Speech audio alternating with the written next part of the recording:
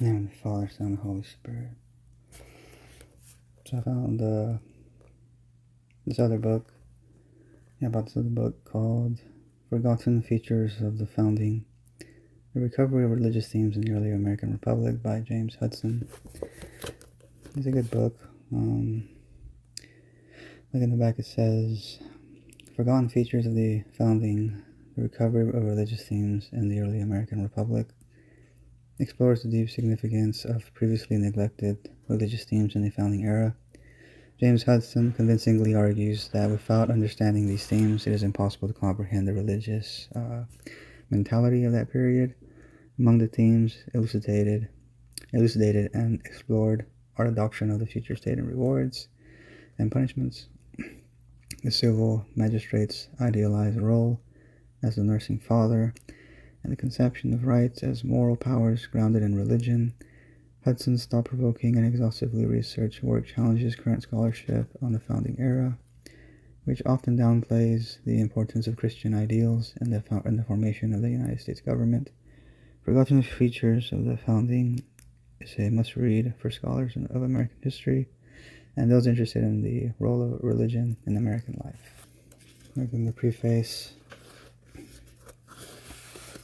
this is the first 3 chapters in this volume identify and explicate religious themes which prevailed during the founding period, but which are of scant interest to today's scholars. These themes are the conviction that the doctrines of a, quote, future state of rewards and punishments, quote, unquote, provided religion with the means of producing social and political benefits, the assumption that the civil magistrates should play the role of, quote, nursing father, end quote, to religious institutions, and the belief that the rights were moral powers grounded in religion. These themes are related in one way or another to the widespread conviction during the founding period that since religion produced public policy benefits, government should enlist it as a partner and support it vigorously, even with tax revenues if possible. Since state-supported religion is perceived in 20th century America, 20th century academic circles to be regressive, themes affiliated with it are not appealing topics for scholars who, as Herbert Butterfield famously observed, prefer to study, quote, progress, end quote, and its antecedents, which by today's academic standards means the separationist views of Jefferson and Madison and their allies. The forgotten themes are very old, one dating from pre-Christian times and others from the 14th and 16th centuries. That they flourished in the United States during the founding period demonstrates how traditional and conventional the religious mentality of the country was. Not surprisingly, in a solidly Christian nation as the new republic indisputably was, the fact may be on the way to join the list of forgotten features of the founding. If recent claims that the new American Republic was a, quote, de-Christianizing, quote, or semi-Christian nation gain wider currency. The volume's 4th chapter demonstrates how little substance these claims have.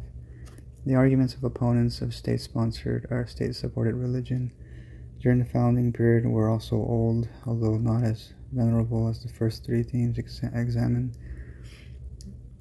As the 5th chapter demonstrates, Revolutionary era advocates of the disestablishment of religion used the same arguments. William Penn employed a century earlier arguments which had in turn been formulated, quote, even before William Penn became a Quaker, end quote. Justice Penn did not confuse the disestablishment of religion with secularism. So were his intellectual hearers in the new republic, not reluctant to acknowledge that the social and political benefits of religion would and should continue after disestablishment.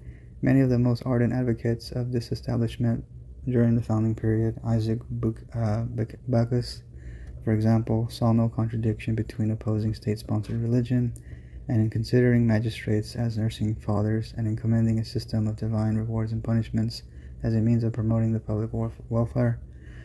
The most radical church-state ideas during the founding period was James Madison's view that religion produced no social or political benefits, a conclusion 75 years in advance of a similar argument offered by John Stuart Mill in the mid-19th century. Madison's view as The sixth chapter shows was so far outside the founding era consensus, as many of his other religious ideas also were, that he prudently declined to acknowledge it publicly. The themes described in the first three chapters began to fade away in the 19th century. Why this happened is beyond the scope of the present volume, although some suggestions are offered. But it is ironic that themes grounded in religious convictions, nourished by centuries of reflection and experience, began to disappear during a period when religion was at its high watermark in American history. The religion that flourished in mid-century America was, however, evangelical and voluntaristic, and in many areas, incongruent with the spirit of the earlier established religions, which were so hospitable to the forgotten features described in this volume. In recent times, when the strict separationist ideas about the relationship between religion and government have achieved an ascendancy in academic circles, and when a radical view understanding of rights as power stripped of morality has become fashionable, scholars are more than content to let what appear to be backward-looking themes from the founding era rest in peace and remain forgotten. Like the medium at Endor, I attempt to revive the forgotten themes, for they had, like the prophet Samuel, a powerful influence in their own time. The religious mentality of the founding generation cannot, in fact, be understood without taking them into account. I am indebted to Professor Graham Walker of the Catholic University of America and to his colleagues in the John Courtney Murray Seminar for giving me the benefit of their wise counsel, which is incorporated in several places in this volume. I also wish to thank Professor Jack Welch of the Brigham Young University Law School for convening a faculty seminar at his university, which offered helpful criticism to 2 chapters. My learned colleague, Dr. Louis Fisher of the Congressional Research Service, clarified my thinking about one chapter, as did Professor Jack Rekov of Stanford University. Although my conclusions about Madison's religious views are distinctly different than his, Professor Daniel Dresbach of American University gave me the benefit of his customary trenchant observations. Finally, I wish to acknowledge my debt to Dr. Michael Novak of the American Enterprise Institute, who read my work with his fine critical eye and encouraged me to publish the chapters in book form. So that was the preface, and overall it's a pretty good book. I agree with most of it. Some I kind of disagree, right? Especially his views on medicine. First chapters, future state of rewards and punishments. A future state of rewards and punishments. The founder's formula for social and political utility of religion. The ones that I found interesting were chapter 2, Nursing Fathers, the model of church-state relations in America from James I and Jefferson. I mean, I like all the chapters really, but I like this one in chapter 2. It's basically like, let me see. This is, those familiar with colonial Massachusetts would assume correctly that the phrase had theological roots. It comes from the prophet Isaiah, and in 1775 had been in use for more than 200 years by British and American religious and political leaders, including 2 kings of England, to express their conviction that the government of any state must form a nurturing bond with religious institutions within its jurisdiction, that it must in fact become the, quote, nursing father, end quote, of the church. And it goes on to talk about after the Declaration of Independence in 1776, substantial numbers of American citizens continued to use the nursing father metaphor to articulate their view about the proper relationship between government and religion, a view at polar opposites to Thomas Jefferson's assertion in 1802 that there should be a, quote, wall of separation, end quote, between church and state. Jefferson's phrase was an arresting one, but it languished, as a scholar has recently demonstrated, in relative obscurity until after World War II, when the Supreme Court embraced it in the Everson case, 1947. It is therefore no exaggeration to say that Jefferson's, quote, wall, end quote, formulation has had a short and controversial run of only 50 years, compared to the 200 and 50 years in which the nursing fathers metaphor dominated the church-state dialogue in the Anglo-American world. And it says, I quote, nursing fathers, and quote appears as the 23rd verse of the 49th chapter of the book of Isaiah, which is the King James Version of the Bible, 1611. Reads, quote, and kings shall be thy nursing fathers, and their queens thy nursing mothers. They shall bow down to thee with their face toward the earth, and lick up the dust of thy feet, and thou shalt know that I am the Lord, for they shall not be ashamed that wait for me, end quote. It just goes over a lot of like different people, like Protestants and Zwingli, Luther, Bullinger, I think Calvin, John Calvin. Like they all favor this understanding. That's what I'm saying. The secular, right? That's why I said the separation of church and state. Even with Jefferson, right? Like, because they still continue the national days of proclamation, national proclamations. Like even the separationists, like Madison and Jefferson, still did that. They still kept that Christian tradition intact. Yeah, because they don't actually favor secularism, this religious liberty according to secularism, which I think is really just I would say is a different tradition. I would say religious liberty according to secular enlightenment. When this book basically shows that it's basically the separation makes better sense. At least the American separation of church and state makes better sense within the Protestant Enlightenment. I guess it's the American founders of the Republic wanted to expand God's liberty to all Americans, not just Christians, right, or specifically Protestant. So that's why I kind of like the nursing fathers theme, right?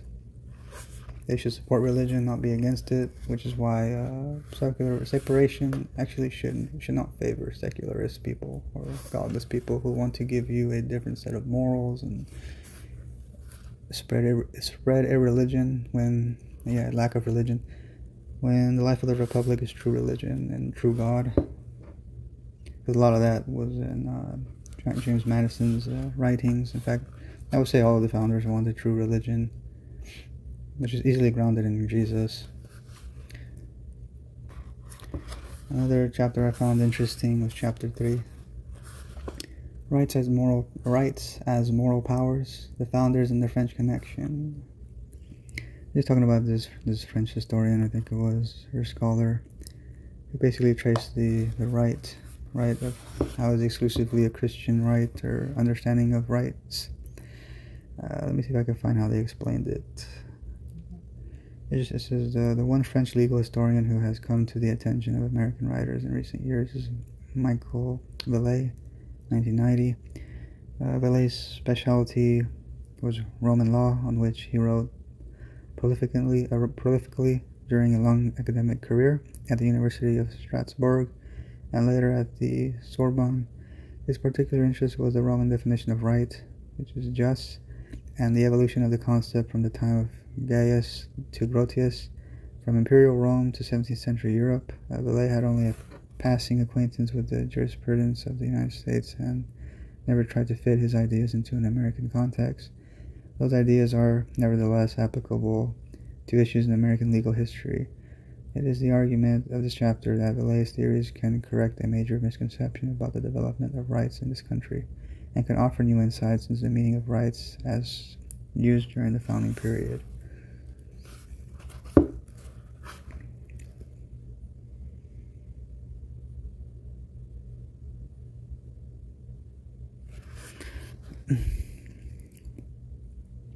Mrs. Vallée vigorously contested this assumption that the definition of a right was changeless, although the Romans and their successors used the term jus, right, profusely. Vallée insisted that a, quote, modern, end quote, definition of a right was not articulated in Europe until the 14th century and did not obtain a significant following until well into the 17th century. As a result, Vallée argued that for more than a millennium and a half of the Christian era, jus, right, means something far different than it does today. So much then for Adam and Eve and the immutability of rights. And it says,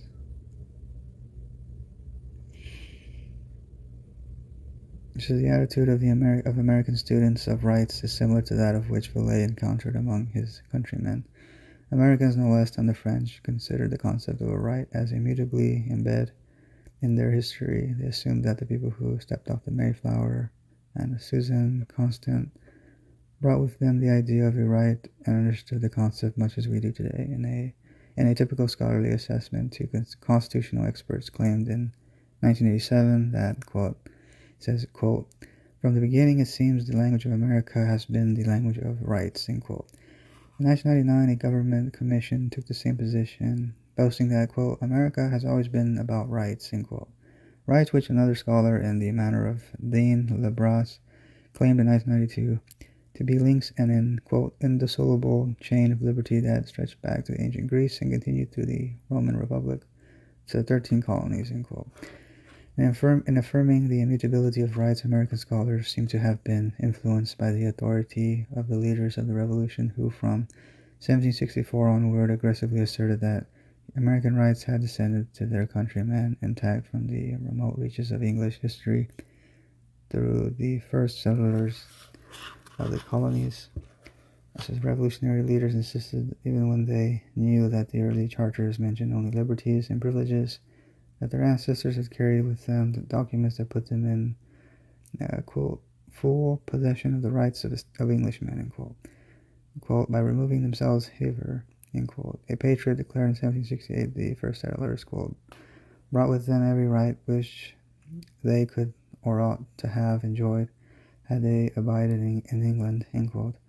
Political partisans went even further and assured their flocks that their rights could be traced back to apostolic times, if not to Adam and Eve, since St. Paul was a, quote, strong advocate for the just rights of manhood, end quote.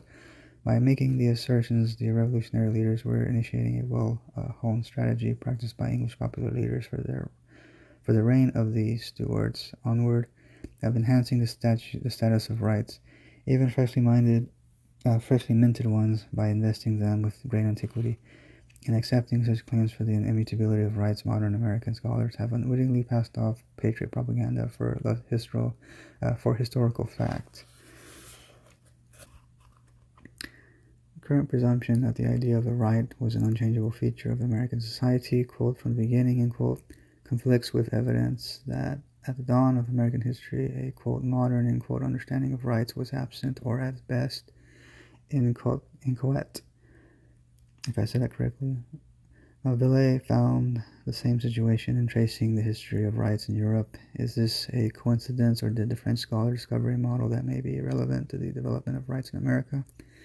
Further commending Villay's work to the attention of American scholars is the fact that the concept of a right actually current in the first decades of 17th century America was a modified version of the, quote, old, end quote, definition of right, which Villay contends dominated European thought from the Roman Empire to the Age of Discovery.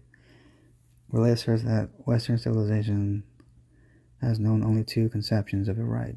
One was classical natural right. It says, quote, droit naturel classique, end quote, which he also called objective right, quote, droit objective, end quote. Rooted in Aristotle and refined by the lawyers of imperial Rome, classical natural right maintained its ascendancy over the European mind for centuries and began to lose its grip only in the 17th century when it was challenged by its modern successor. Subjective right, this is droit subjective. According to Villay, subjective right is the, quote, master word, end quote, of modern judicial thought, a concept even more fundamental to modern jurisprudence than positivism. Subjective right, Villay contends, is what contemporary writers have in mind when they project the concept of a right back to across the centuries to create the illusion of the unchangeable meaning of a right in Western history.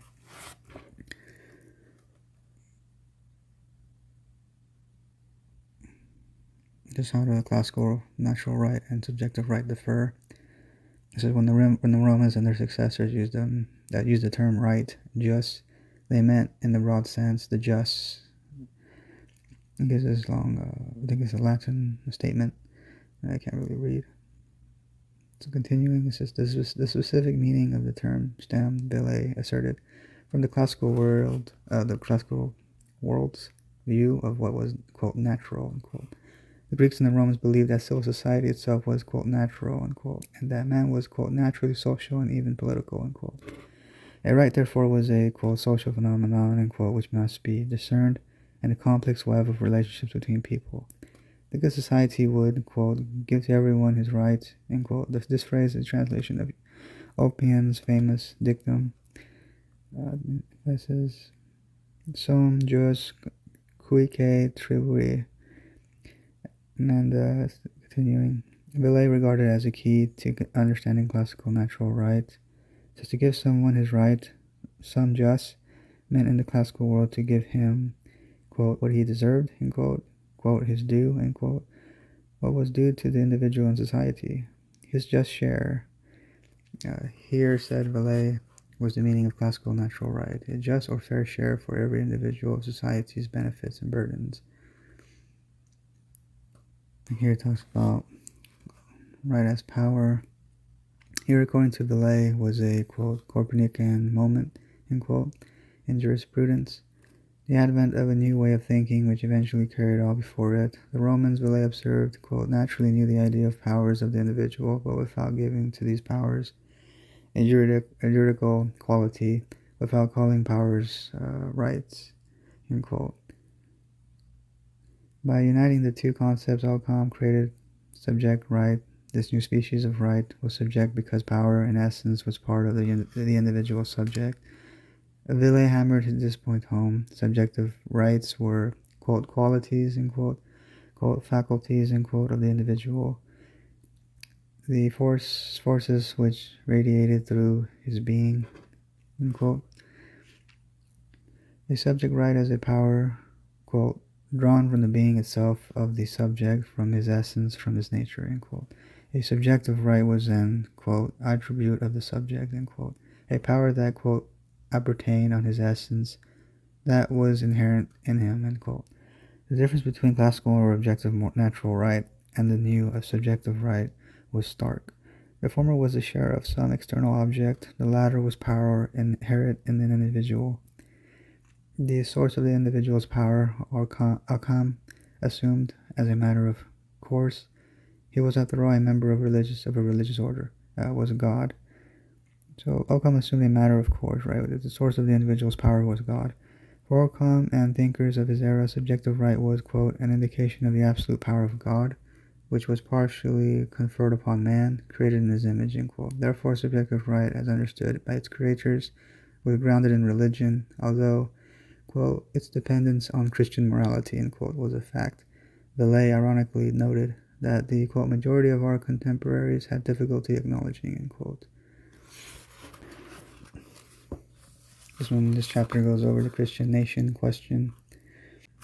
And I think the chapter was mainly like responding to a bunch of polemics from secularist polemicists, or people who write against the idea of the American, well, I don't call it the American Christian nation. I call it the American New Covenant nation, because Christian is ambiguous. It's not very clear what a Christian is to me.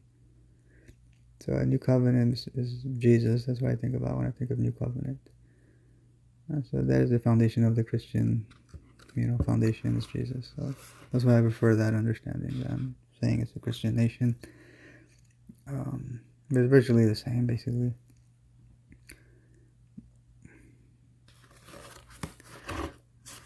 He says, within the past decade, well-credentialed scholars have asserted that the United States during the founding period was not a Christian nation.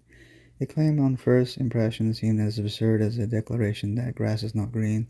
The white population of the United States in 1790 has been estimated at 3,173,000. Of this number, 8,000 or so were Jews who lived in cities along the Atlantic seaboard. Muslims, Hindus, and Buddhists could be counted on the fingers of one hand. Since virtually everybody else would have described themselves as Christians, how can sober scholars claim that the new American Republic was not a Christian nation? They can cite statistics which have been bandied about for some time in scholarly circles, which purport to show that the vast majority of Americans at the time of the founding were, quote, unchurched, end quote. and were not members of any Christian church. The, quote, church, end quote, remnant is estimated about 10%, since so few Americans were, quote, real, end quote, practicing Christians. There is nothing bizarre about denying that the United States during the founding period was a Christian nation. Fidelity to the evidence seems, in fact, to require such a judgment. This is according to a distinguished historian of American religion, the thesis that an overwhelming percentage of 18th century Americans was, quote, unchurched, end quote, was introduced to the scholarly literature in 1935 by William Warren Sweet in an article, quote, The American Colonial Environment and Religious Liberty, end quote. In a brief impressionistic section of this article, Sweet ventured to assert, without supplying evidence, that in 1760 only 1 in 7 New Englanders was a church member. For the middle colonies, that his estimate was 1 member per, quote, 15 or 18, end quote. For Virginia, the proportion was, quote, 1 in 20. In the Carolinas, still less, end quote. The idea that church membership in early America was minimal caught on with later historians of American religion. Sidney Alstrom, for example, in his magistral A Religious History of the American People in 1972, asserted that by the 1970s, quote, church membership had dropped both relatively and absolutely, so that not more than 1 person in 20, or possibly 1 in 10, seems to have been affiliated, end quote. And he just goes on to, basically refute all of that. He talks about the Second Great Awakening and all this, and goes over how this kind of misleading, how they're counting, the statistics and things like that. Like here, those making the case against the Christian nation candidly acknowledge that they are employing scholarship for partisan purposes. Isaac Kramnik and R. Lawrence Moore, for example, in a chapter, quote, Is America a Christian Nation, end quote, in their book, The Godless Constitution, 1996, conceded that they are writing a polemic, quote, polemic, end quote, against, quote, the party of religious correctness, end quote. The Christian Coalition and its allies. This concession, they evidently assume, absolves them of the obligation to respect historical evidence. For in the space of 3 pages, they incorrectly identify one delegate to the Federal Constitutional Convention as Charles Pinckney, as a state governor, misquote Alexander Hamilton, and assert that the Federalist Papers, quote, failed to mention God anywhere, end quote. A striking statement, since in Federalist 2, John Jay refers in 3 successive paragraphs to the workings of, quote, Providence, end quote, on America's behalf. This error pales, however, before the author's failure to mention that in the Federalist 37, Madison ascribed the success of the Philadelphia Convention to the power of God, that the convention agreed upon a constitution with a, quote, unanimity, if I said that correctly, unanimity almost as unprecedented as it must have been unexpected, end quote, made it, quote, impossible, end quote. Madison wrote, quote, for the man of pious reflection not to perceive in it a finger of that almighty hand which has been so frequently and signally extended to our relief in the critical stages of the revolution, end quote. While my professor Kramnik and Moore have ignored this statement, for it exposes a breathtaking paradox in their thesis. In Federalist 37, Madison, the father of the Constitution, acknowledges God's assistance in creating a godless Constitution. Why, in the opinion of Kramnik and Moore, is the Constitution as drafted in 1787, quote, godless, end quote, and proof, therefore, that the United States was not established as a Christian nation? The Constitution, they claim, is a, quote, godless document, end quote, because it does not mention God. It displays, quote, utter silence with respect to God and to the United States as a Christian nation, end quote. This is Professor Kramnik and Moore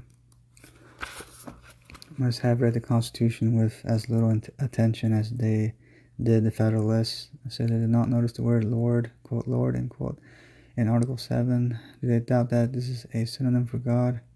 Article 1, Section 7 poses as an even greater problems for the author's credibility than their treatment of Federalist 37. It states, quote, if any bill shall not be returned by the President within 10 days, Sundays accepted after it shall have been presented to him, the same shall be a law in like manner as if it had signed it, unless the Congress by their adjournment to prevent its return, in which case it shall not be a law, end quote. This language does nothing less than write the Christian Sabbath into the Constitution by presuming that the president will not work on Sunday. Does this section make the United States a Christian nation? I said many Americans in the early 19th century would have argued that it did, for they thought that the recognition of the sanctity of the Sabbath in official documents, quote, furnished one of the strongest proofs that the United States was truly a Christian nation, end quote. So then it goes over other objections and things like that in this chapter. It's a pretty interesting chapter. Penn and the American Tradition of Religious Liberty, and James Madison and Religion. So overall, it was a pretty good book. I did enjoy it. And so I just wanted to briefly read from it, kind of give you an idea of what it says. But anyway, and if you like the book, then you can purchase it if you want to. If you like my video, please like and subscribe. Thank you and God bless.